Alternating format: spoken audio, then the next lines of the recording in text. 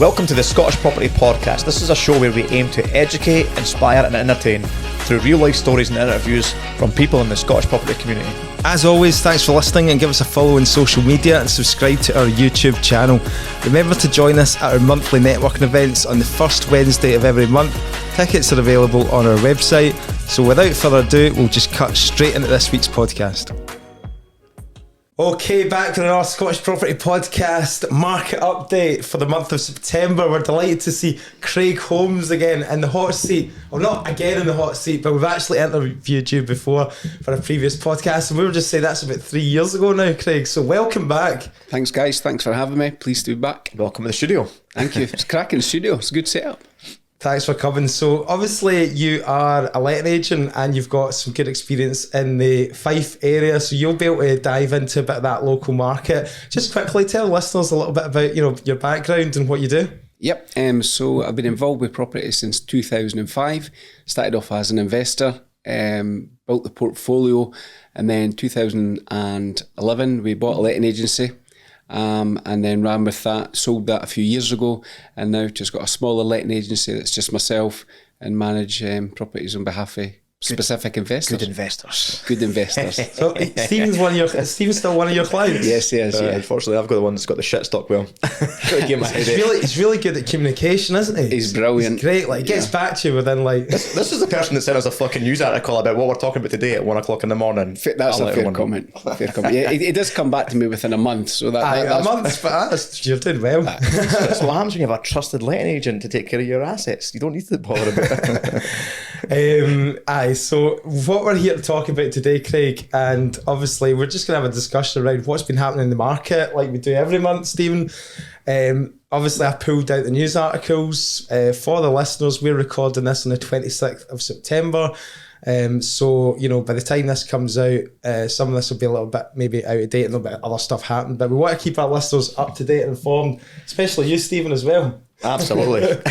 So first article I've pulled out here, and this is from the Scottish Association of Landlords. They give us market updates every month on what's happening with all the legislation, the rent controls and all the rest of it. And obviously the government stuff, which is constantly changing. And as a landlord and investors, we really need to be up to speed with this stuff. And, the caps on the rent and what we're allowed to do with evictions and stuff. And the latest is, this is with the Cost of Living Act, which they brought in just recently. This is to cap the rents at 3% or 6%. If you are in exceptional circumstances, you can apply to the rent officer for 6%. And also the eviction ban, which they brought in to protect tenants, which is arguably having the opposite effect. But the latest is they've extended the legislation for a further 6 months to the end of March 2024, and that's the last extension that they're allowed to do on this bill. So basically, what's your thoughts on this, Craig? Obviously they had a vote in Parliament and that's been approved for this latest extension. What's going to happen on the 1st of April? Well, that's a big question. I don't think it's a surprise to anyone that the extension took place. I think that was always going to be on the cards. From the 1st of April, what I don't think will be happening is we won't be returning to pre-COVID measures, so essentially no rent controls. So from the 1st of April, in my opinion, there will be some form of rent controls, and it's really to see what they come up with. Hopefully they come up with something sensible that works for both the tenant and the landlord to make it a bit more fairer. I don't see how they can come up with anything sensible at all, because I've thought about it. If I was in charge of creating that policy, what would you do? And if you look at like a microeconomy, even the areas that you're managing, Craig, you can't set a rent cap on, you can't set a rent guideline, because a 2-bedroom flat in one end of the street, the other end of the street's, an ex-local authority that's in a poor area to a traditional property that's worth 3 times the amount. So what to do it on square meterage, to do it on value, I don't see where you can do it, because either way, someone's going to be screwed and someone's going to benefit.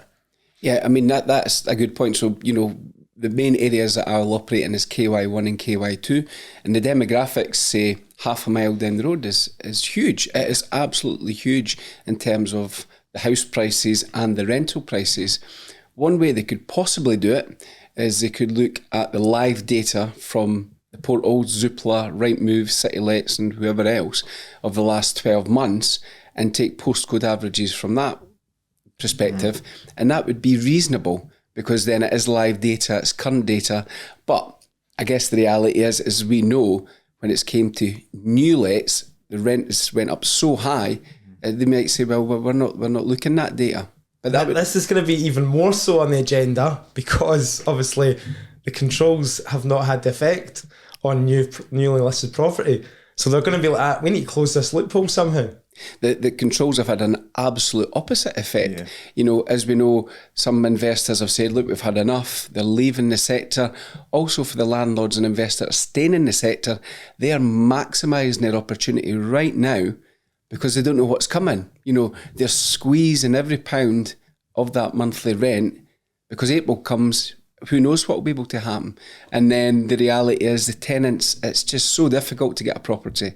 Be yourself, Nick, I think I've heard you mention in the past, you've put in a property on the market, you're having to pull it in 24, 48 hours because you're getting inundated with viewing requests. So you can only manage so much. From my experience, we'll maybe do a property, put in the market 48 hours, you get between 20 and 25 20 to 25 applications, then you maybe get 10 to 15 viewings that turn up, and then there's half a dozen applications that you could let it 5, 6, 7 times over. This will be really interesting though come the 1st of April because they've not got a lot of time here to organise something and get something out, so we'll be expecting some announcements in the next couple of months about what they're actually going to do. Talking to Sal, they seem to be not really that much in the know in terms of what they've got planned either. I'm going to read you out a little snippet from Sal here that they sent through. They put, the Cost of Living Act legislation allows for a change to the rent officer's duties to require them to set the rent not in line with market rents but in line with some other mechanism, such as one linked to inflation. If this were introduced, it would mean that landlords could issue a rent increase for any amount, but their tenant could then have the increase reduced by application to the rent officer. The government has indicated that an announcement will be made on this in the next few months. So linked to inflation, bring back the days of 10% inflation. Because historically, high inflation has always linked in to high rents. There's always been a correlation between the two. So do you know what? If that chooses to be the mechanism which they want to ride at, then historically, before this rent cap came in, like many investors, you didn't put the rent up annually, but if it's a case of inflation sitting, say, 5-6%. Well, 6.3 or 6.4 at the moment. So, putting up your rent 6.4% every year, that's significant. I'll take that, yeah. Yeah. So this is going to be a difficult one for them because, like you say, if they're linking that to inflation, inflation's, if inflation was running at the target of 2%, 2% or 3%, and that sits in line, and I think they would get away with that, but they're not going to get away with tracking it to inflation at the moment if we stick around 6%. So that's the kind of conundrum, and we will see. Hopefully we'll get some updates on where that's going. But the long-term strategy has always been for long-term rent controls, and Patrick Harvey's come out and said that absolutely they'll be on to this, come the end of this extension. So moving on, guys. Well, I hope you've come in with some positive stuff this month because we're always looking for the positives. But I always find it good to ask the people that come on as well how you're finding. Are you seeing any of your landlords or investors exiting the market and selling off stock, or are they still staying put?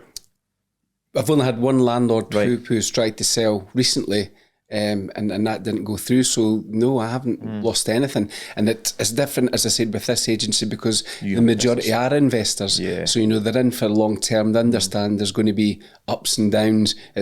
I don't have any accidental landlords. Yeah. That really don't want to let and they just want to get rid of it as quickly as possible.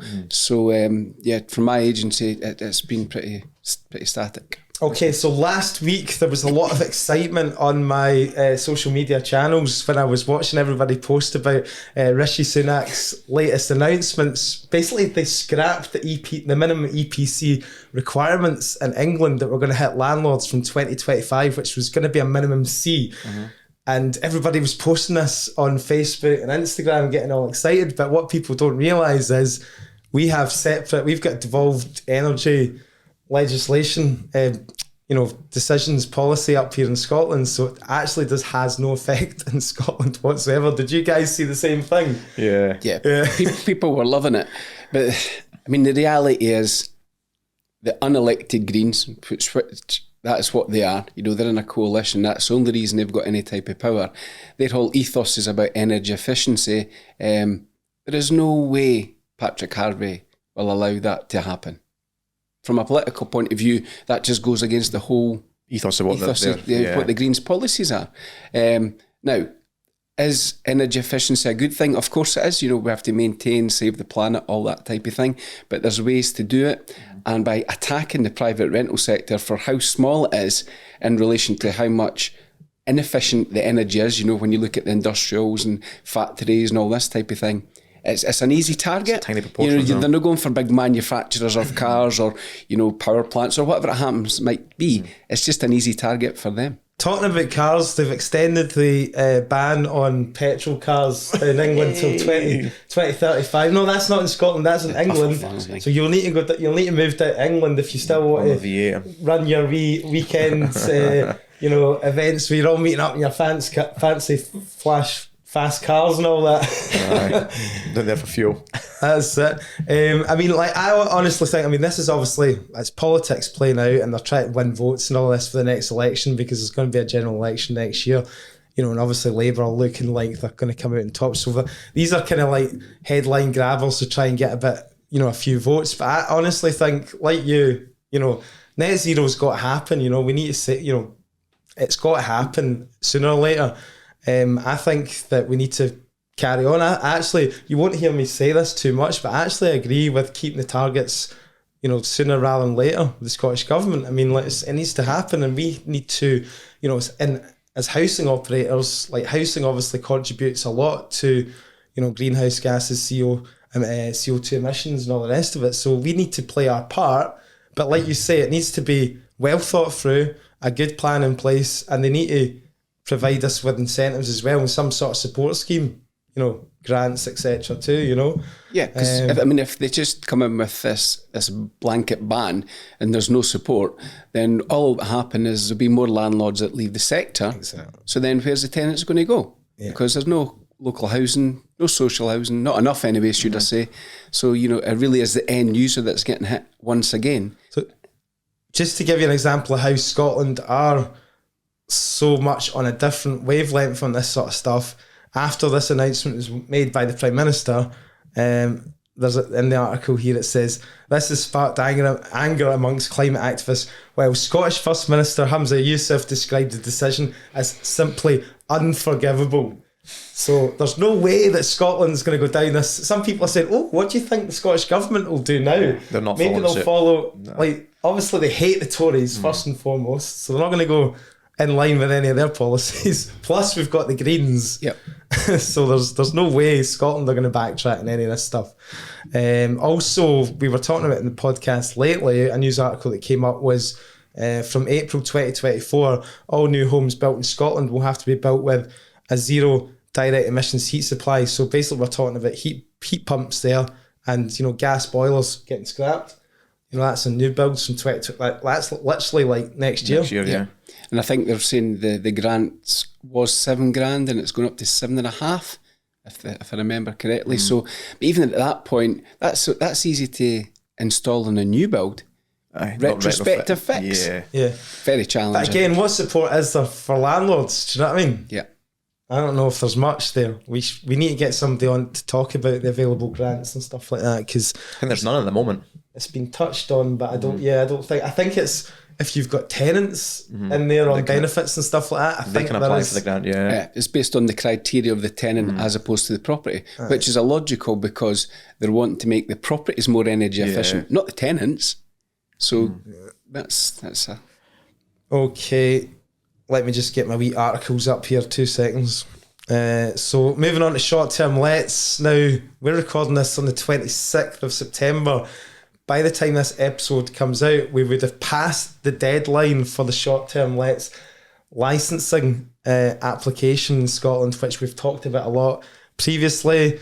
But an interesting development for Glasgow, they've actually backtracked on their application process, whereby you had to have applied for, if you had a flat basically in Glasgow, you had to have applied for planning permission before you proceeded with the licensing application to the council, to local authority. They've actually realised that this is stupid and it's not going to work out. And also they've taken note of what happened in Edinburgh, whereby they did a judicial review and it was found to be unlawful for them to do that. So they've now backtracked and said that they're not going to do that anymore. So hats off to that the group of short-term let operators who did a crowdfunding. Yep. And they got together and they've been protesting outside Parliament and all the rest of it, because obviously other local authorities have taken note of that. And there was a quote from Glasgow City Council to say that they were actually scared of going down that route because they didn't want to get dragged into a whole legal case, because it's obviously costly stuff and they didn't want to be dragged through all that. So they've changed their policy. So positive stuff on that front. I mean, obviously, we're going to do a separate episode. We've got a guy coming in later on today, actually, where we're going to do a separate episode on this sort of stuff and update everybody what's happening. Have you had any talks with any other investors about how they're getting on with the licensing, or? Not really. It's not a sector that I'm involved in any way, shape or form. I do know, discussing with some investors who manage their own short-term lets, that it was the planning application was an issue, because I don't think Fife Council and maybe other local authorities are the same. They didn't have the process, the measures to allow the processes to take place. So, you've got to put in a planning application form. How long's that going to take? Well, the clock's ticking, 1st of October's this Sunday coming. So, if the local authority can't process applications quick enough, who's to blame in that scenario? Yeah. So it's like, it's good to hear, because obviously that a lot of people were just worried that it's going to decimate the whole tourist industry. It's going to have huge impact on local businesses. You think about the amount of people that stay in Airbnb, short-term lets and stuff like that, who visit the cities. It's a massive sector. So hopefully, a little bit of sense kicking in by the councils now. Obviously, this is all pushed from higher up above, which is the Scottish government saying that we need to get more homes back in local communities, and basically they're attacking that short-term sector, saying that a lot of these people that are profiteering from this sort of stuff, these homes need to go back. What's your kind of general opinion on that sort of viewpoint? I'm thinking to myself, well, there is a need for that sort of accommodation. Surely they should be relaxing kind of planning laws and stuff like that, and encouraging investment to build like massive like apart hotels and stuff like that as well, So I mean, Edinburgh is an example. Obviously the festival's here for 3 weeks during the summer, and the short-term lets are all full and the prices are all up over that period of time. Same things happens in St Andrews. When the Open comes to St Andrews every 5 years, anyone that stays within 10 miles of St Andrews can rent their house out and go on a round the world cruise based on the income they can get. So if they decide to make these measures in place, especially in Edinburgh, that's going to have an impact for the festival. So therefore, the city isn't generating as much money through revenue from hotels, bars, restaurants, that type of thing, because there's not enough actual hotel rooms in Edinburgh to facilitate all the tourists, all the performers and their stage crew and such like. So there's a real impact. The hotels are going to be loving it, because obviously, it's going to be increased demand in the hotel rooms, because people are not going to be able to stay.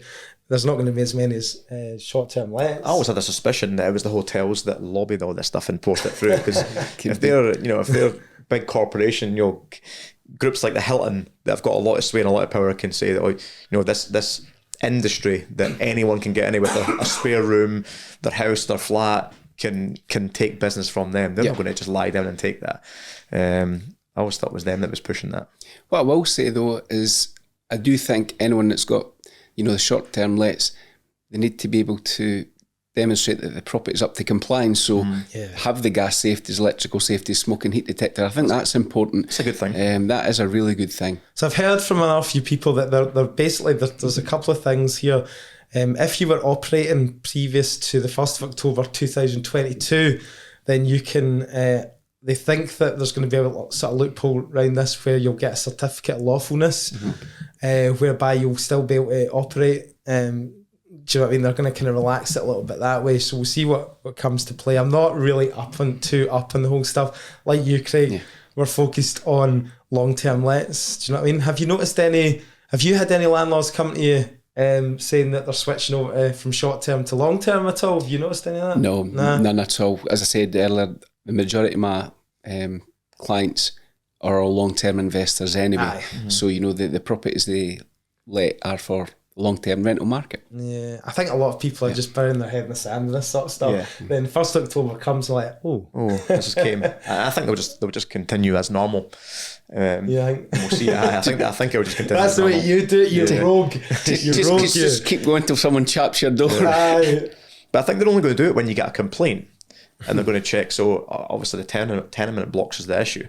That if the neighbours catch wind of this and they can easily just report you and you're getting shut down, then they're going to get shut down. Well, we certainly wouldn't advise that on the Scottish Property Podcast. No, of course not. We wouldn't advise operating without a licence because there's serious fines involved here, guys. So I'm sure the guys that make thousands of pounds a weekend, the festival or on St Andrews, I'm sure they'll take the slap on the wrist compared to what they can actually make. I mean, like you get back to your point about obviously the legislation, the licensing and what you need to do. I mean, there's a lot of stuff, compliance and all the rest of it that you need to do. So, I mean, I think that most of the people in that sector, they're supportive of the licensing, but it's the way that they're going about it and targeting different areas and this kind of blanket approach to, like there's people just renting out rooms and stuff like that. And, people that, B&Bs and stuff like that, they're not big businesses. I mean, you can understand if you're like an apart hotel chain or something like that, or you're like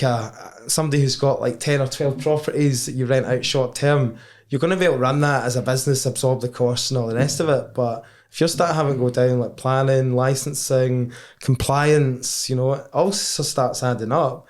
And really, is it going to be really worthwhile and viable to keep running with all this extra stuff that you've got to do? It's maybe their intention. Well, yeah. Trying to get the small operators out. Yeah. Well, exactly. I mean, like in the long-term sector. Basically, yeah. They're making it more professionalised. There's a lot of things I agree with as well, but I think you're right. It's like there's obviously a hot spot in Edinburgh where, they're pissed off with it, so they're like, right, we'll put this blanket approach to the whole of Scotland and we'll make a licence. By the way, this is happening all over the world. I mean, this is not just Scotland. So like they're going through this in New York at the moment. So New York, they've pretty much banned Airbnb. Okay. Yeah, so you need to actually be living in the apartment or the flat to rent out on Airbnb. You need to be, that needs to be your main primary residence. You can't just buy a flat and stick it on Airbnb as an investment now.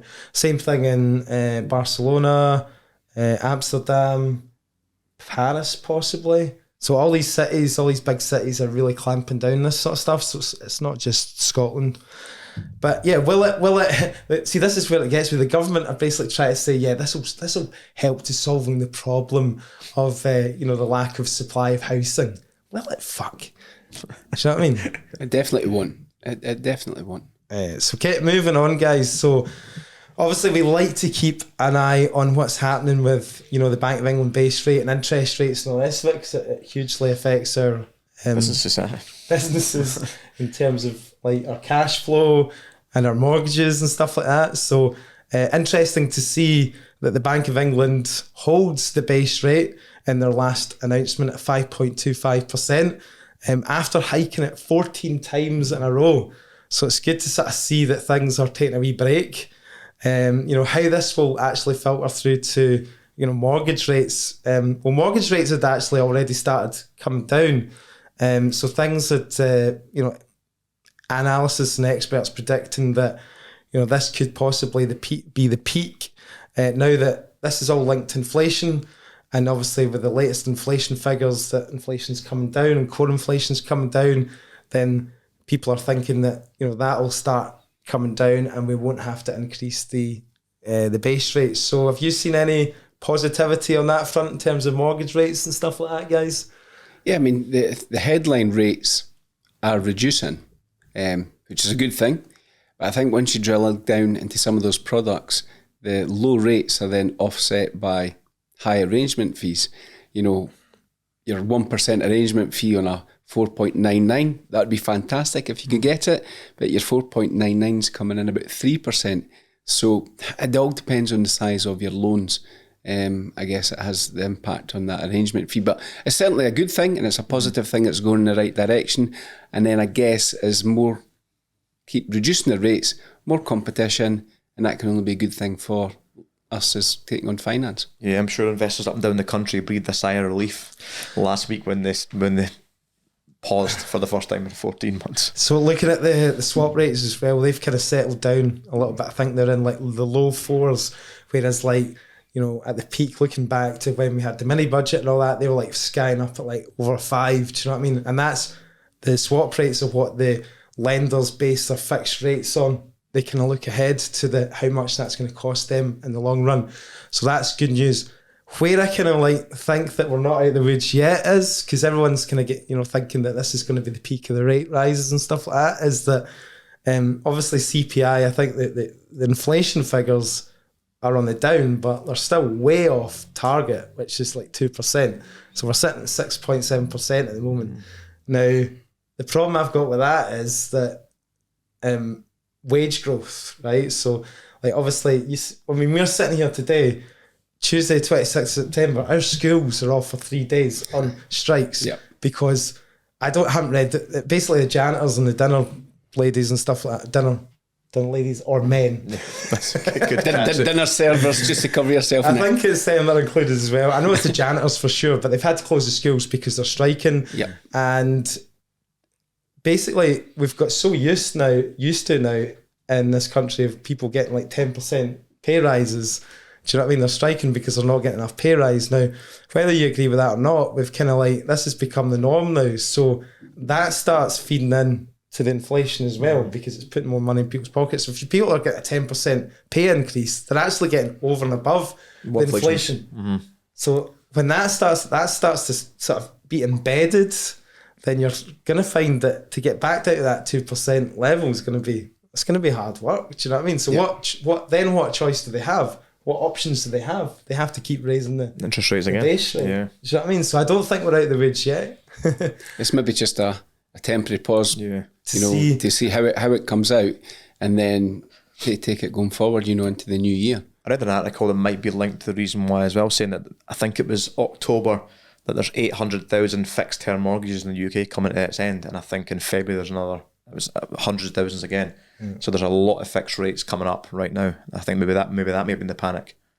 Like you said about they're waiting to see if it has impact, because there is a delayed reaction in this sort of stuff. It doesn't happen straight away. Yeah. So these higher interest rates are going to take a while to feed through into the economy. So we might see it like, a year from now, things really having the effect of the 5.25%. Because looking back on it, if you think back to 2008, I read an article where I think the peak, if you look at the base rate and how it went up, and it was sitting at like 5.5% or something like that pre-2008, but it's been going up and going up and going up to like, and then they peaked at like 2007, and it wasn't till I think like October 2008 that I think that's when we started really seeing the serious impact that was having. Well, it played out in house prices and the house price crash. Yeah. So that's something that I'm still a bit nervy about. Because I think everything needs to go through the system. It's not an immediate fix. Yeah. So there's a time lag, definitely, to see these measures and what impact they'll have. Everybody's got a different view, and it's interesting seeing all the experts on social media as well. Like. It's flipping annoying now, because I've the properties that I'm going to sell and get rid of from the portfolio, I've left them on variable rates the last few months while I've been exiting these. So obviously every time you see a rate increase, you're like, oh fuck, here we go again. So it'd be nice to get these ones sold. Yeah. Let me get my next article. Talk between yourselves. You go link us back to house prices now, Nick. Well, there was an article that I found actually. No, just to give you a bit of shed a bit of light here on the mortgage rates. I actually found a rate, and I can't find it now, but the headline was 3.9%. I got quite excited. I opened it up and I was like, 3.9%. There was a few catches to that though. So first of all, it was 50% LTV. Secondly, there was a 5% arrangement fee. Thirdly, it was a personal buy-to-let. And the other one was, it was a lender I'd never heard of. So Yeah. And they won't operate in Scotland. Exactly. I wonder if they lend in Aberdeen. Definitely not an Aberdeen. Definitely not. So it's obviously all about, like you said, rightly so, Craig, looking at this, the further down the page at the arrangement fees and all this. Speak to a good mortgage broker, and obviously, you know, get some expert advice there. House prices, guys, as we always talk about. Let's bring up the latest house price data that we're going to take from the land registry. So we're pretty much flatlining again. Let me just pull up the data here. So average house prices in Scotland increased by 0.1% in the 12 months to July 2023. July is the latest we've got. Such a lag effect with the land registry data. This was down from 0.3% in the 12 months to June 2023. Tell us a little bit about, you've been speaking to estate agencies, Craig, or you share an office with an estate agent? Yeah. Yep. So we share a CMO with various businesses, and one of the businesses that we have is an estate agent called Venters Property. And what they're finding is that the lower end of the market, sort of up to about 145,000, things are still going really, really quickly. There's a huge demand, sometimes going over the home report, but if not, certainly getting home report price. But it's the speed in which deals are being agreed. 48 hours, then they're gone. I guess the feedback is when it gets higher, above the 200,000, and then 300,000, 400,000, because of the interest rates are so uncertain, that has a huge impact. A 0.25% going up has a big difference on people's monthly costs. And I think people's a bit more cautious at the higher level. I think in Scotland though, we're generally doing all right, because you keep seeing, again, it's like, who do you follow on social media and who you seen people coming out with articles from the Daily Mail and all that, and that's like UK averages, pretty much taken in to account, London and the southeast and all that, where things are really getting harder hit because of what you rightly said, the higher value properties. If you're getting a mortgage on that, that's where the rates are starting to hit people, and that's the market that's slowing down. Stephen, I'm going to get you to read out the latest stats of the four main cities in Scotland there.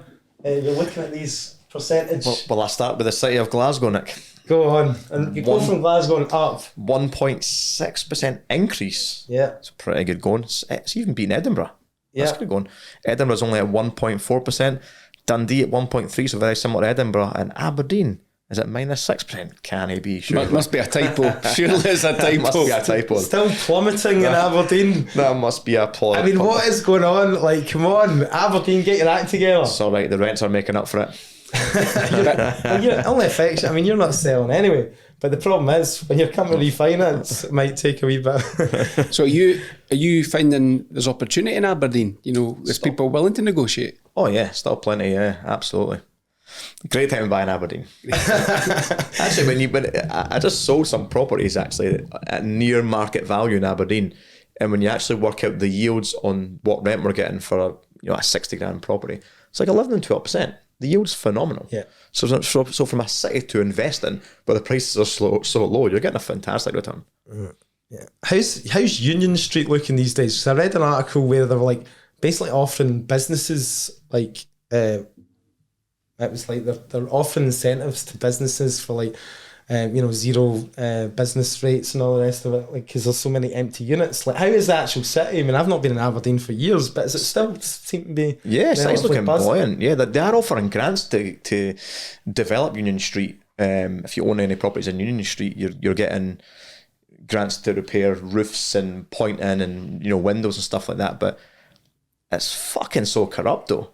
Because you've got to go to their approved suppliers, and their approved suppliers are a markup at 180% more expensive than the prices I can get it for, but you must use them and we'll give you the grant to do it. So it's like, it's good they're trying to, but there's always a loophole. There's always something that... There's always somebody making money out. It's the same in Glasgow. They're trying to basically regenerate the city centre. they're trying all sorts of things. But like you say, there's always somebody making something out of it. It's ridiculous. I mean, I have used it to negotiate a lot on prices of flats we bought on Union Street, because they'll submit a quote for a roof repair or for some pointing, and it's hundreds of thousands of pounds, and you look at it and you're going, it's like 10 grand or 20 grand's worth of work. You send the document down to my contractor and he's like, yeah, I can do that for 20 grand. You're thinking, putting adding an extra zero into this and hoping people will pay for it. But I'm just using it as negotiations, saying, well, if that's my share of it, I'll take it off the sale price. Yeah, you'll not be up to Aberdeen as much these days now that you've got all your kind of major stuff tied up there now. No, I need to be returning next week. Yeah. Still got some projects to keep an eye on.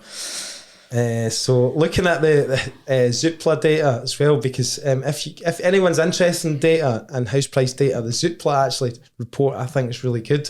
I think it's better than the Rightmove one. But what's quite interesting is there's a couple of graphs in the latest Zoopla report, and what they're saying is that the properties in areas, they did a kind of analysis to show mortgage repayments versus average rents. So like the areas where rents are actually more expensive than mortgages, that's where house prices are holding up, because it's cheaper to buy a house there. Yeah, man. Do you know what I mean? So in Scotland, we're actually at the top of that graph. So for example, your average mortgage repayments £620 a month, but your actual average rent is £748. Yeah. Because rents have skyrocketed in Scotland, the housing market's still holding up because it's cheaper for first-time buyers especially to still get a mortgage. And that ties into what the estate agencies tell me, because that is the first-time buyers market under the 150k. Exactly. Certainly in Fife anyway. So it's all regional specific, and it's now property sort of, what do you call it, property specific as well, like that higher-end properties are really having the effect. So there's no kind of general, when people talk about the averages and all that, you don't really get much out of those headlines. You really need to dig deep into your own data, your own. It's using your own knowledge on a daily basis. Rents have went up on average 12.7% in the last 12 months. I've got more properties that's went up higher than that. It just depends on property specific and the postcode. That's what it comes down to. Yeah, real specific area type, street type, property type, demographics, what's in your local economy. Absolutely. What kind of workers are there, what kind of money they're earning. Yeah, absolutely. So much factors are going in it. And finally, guys, moving on to rents. So rents obviously still going crazy, as we've talked about. I pulled out an article here. Again, this is picking on Aberdeen, just because Stephen's here. There's a surprise, Nick. But it's actually good news for landlords and investors, this. It's bad news for tenants. So the headline is... this Scottish city has been named the UK's worst for renters. And this is an article in like Time magazine or something like that. And somebody's done some research here. Admiral Landlord Insurance have put together some research. I don't know where they're getting their data from. I presume it's like on some of the portals and stuff like that. But it says new research has revealed that the renters in Aberdeen are being priced out of the market more than any other UK city. Admiral Landlord Insurance analysed popular room rental sites to find where people on the hunt for a room are struggling the most and where demand exceeds supply the most. It discovered that in Aberdeen, people's budgets aren't high enough to afford an average rental room 91.7% of the time. So 91.7% of people are saying that their budget, the average room costs are over their budget. I would probably say that's pretty much Scotland wide, but the average room costs £618 a month, but the average budget is £463 a month. So Aberdeen... I find these data is quite bizarre because, I think last month there were still 312 properties available on the rental market in Aberdeen. Really? Wow. What exactly? That's a lot. That is a huge amount. Yeah. Rents, they're saying the demand's outstripping it. It's not the opposite. Because, Aberdeen's got a population of 250,000, probably similar to Dundee. I'm pretty sure Dundee's sitting about 20 properties on the market for rent. Like there's a lot of properties there.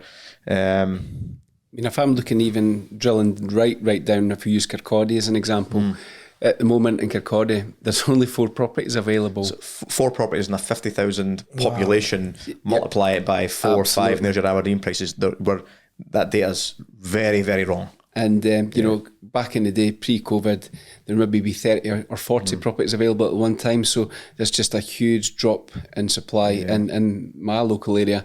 But if you're saying in Aberdeen there's 320 on the market, that's come down a whole lot in the last year, from 600. So I mean, it's getting better, but it's still the city's still struggling. A lot of choice for renters. Okay. A lot of choice. So what we're saying is we're not going to Admiral Landlord Insurance for our buildings insurance because your data's pish. Your data's absolutely bollocks. You only spoke to 10 people basically.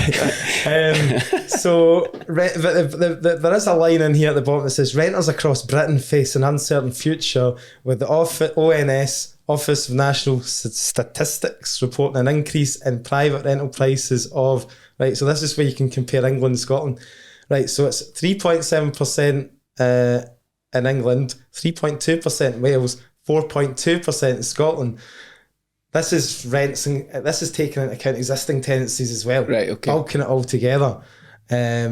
So that private rental price is going up. So obviously, again, every data point that we look at when we compare to the rest of the country, even though the English they've got no rules to increase in their rents, they're still on at 3.7, we're at 4.2. So what does that tell you? Rent controls don't work. Yeah. They don't work. If you get a government that tries to get involved in a private sector, whether it's housing, manufacturing or whatever, they don't go into Sainsbury's and turn around and say you can only sell this loaf of bread for £1.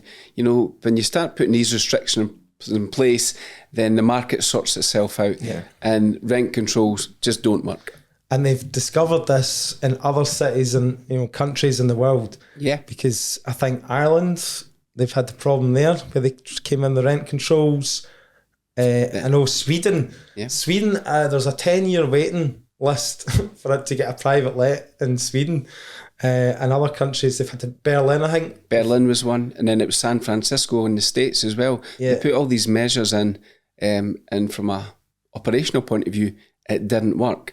But will the Scottish Government use this data, do their research, or they just say, I'm not interested what the data shows, we're just doing it anyway because it's for a political thing. You know, let's bash the landlords because that looks good. Well, we now see the data and the impact this has had on the tenants in Scotland. And rents in Scotland are going up higher than anywhere else, and we're the only ones that's got rent controls. Cool. Anything else you want to add, guys? Any other things that we need to inform the listeners of? Wasn't too doom and gloom, was it? I mean, like the bottom line is, things are still working.